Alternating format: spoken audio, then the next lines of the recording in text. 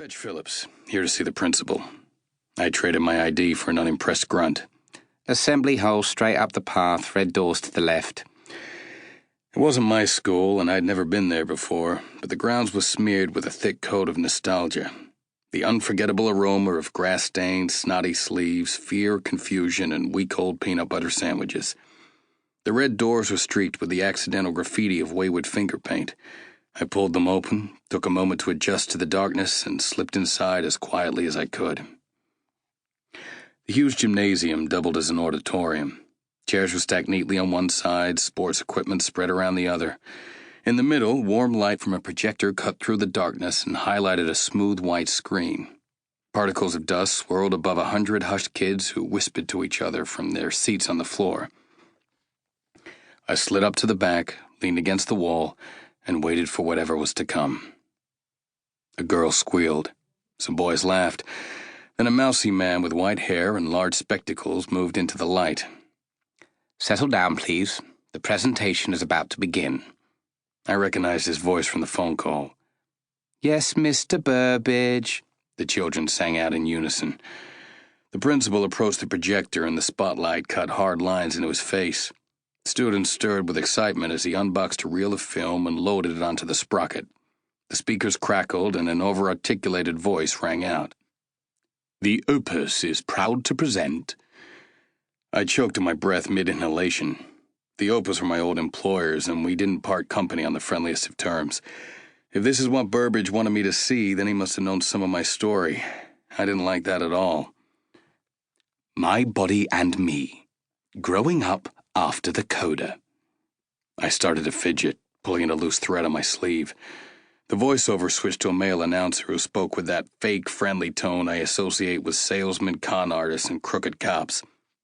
Hello, everyone. We're here to talk about your body. Now, don't get uncomfortable. Your body is something truly special, and it's important that you know why. One of the kids groaned, hoping for a laugh but not finding it. I wasn't the only one feeling nervous. Everyone's body is different, and that's fine. Being different means being special, and we are all special in our own unique way. Two cartoon children came up on the screen, a boy and a girl. They waved to the kids in the audience like they were old friends. You might have something on your body that your friends don't have. Or maybe they have something you don't. These differences can be confusing if you don't understand where they came from. The little cartoon characters played along with the voiceover, shrugging in confusion as question marks appeared above their heads. Then they started to transform. Maybe your friend has pointy teeth. The girl character opened her mouth to reveal sharp fangs.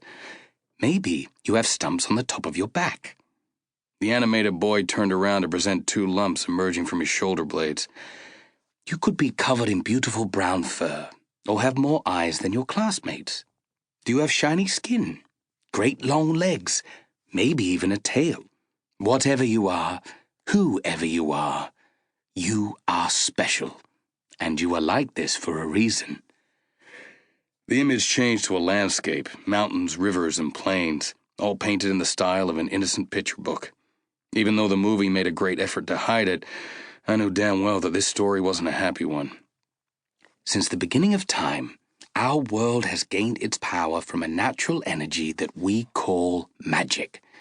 Magic was part of almost every creature that walked the land. Wizards could use it to perform spells. Dragons and griffins flew through the air. Elves stayed young and beautiful for centuries. Every creature was in tune with the spirit of the world, and it made them different. Special. Magical.